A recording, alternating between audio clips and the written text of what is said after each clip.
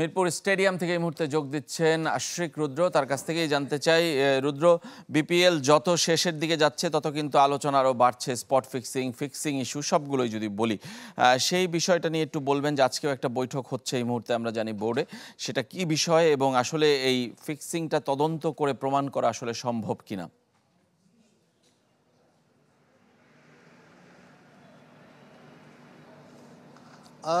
শুরুতেই একটু জানাতে চাই যে আপনি 10 জন ক্রিকেটারের কথা বলছেন যে দেশ ত্যাগে নিষেধাজ্ঞা, আসলে এটা অ্যান্টি কারাপশন ইউনিট যেটা বলছে যে তারা তদন্ত সাপেক্ষে তাদেরকে দেশ ত্যাগ না করার জন্য অনুরোধ করা হয়েছে। এবং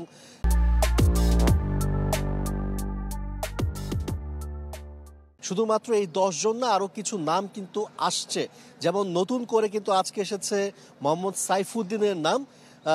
গত ম্যাচে আসলে খুলনার বিপক্ষে তার করা 18তম ওভারটা নিয়ে আসলে সন্দেহ প্রকাশ করেছে দুর্নীতি দমন কমিশন। এবং বিশেষ করে এটা কিন্তু রংপুর রাইডার্সও ব্যাপারটা খুব ইতিবাচকভাবে দেখছে তারা, তেমনটা না, তারাও চাচ্ছে যে যদি তদন্তে যদি প্রমাণিত হয় তাহলে তারা একটা শাস্তি কিন্তু দল থেকেও দেওয়ার একটা কিন্তু কথা কিন্তু তারা বলেছে। এর পাশাপাশি যে মিটিংটা হওয়ার কথা ছিল সেটা কিন্তু এখনও চলমান আছে। বোর্ড পরিচালকদের কাছে কিন্তু যেই তালিকা আছে ক্রিকেটারদের সন্দেহজনক, সেই তালিকা দেয়া হয়েছে। এবং কি ধরনের তথ্য প্রমাণ আছে সেগুলো কিন্তু কিছু কিছু তথ্য প্রমাণ কিন্তু তারা তুলে ধরেছে। এগুলো আসলে বিসিবি পর্যালোচনা করছে এবং সেখান থেকে হয়তোবা তারা আরও ফার্দার এটা নিয়ে আসলে তদন্ত করবে নাকি একটা নিষেধাজ্ঞা আসবে সেটা কিন্তু আজকেই জানা যাবে। হয় কিছুক্ষণ পরে হয়তোবা বিসিবির পক্ষ থেকে কেউ একজন ব্রিফ করবেন এই বিষয়ে।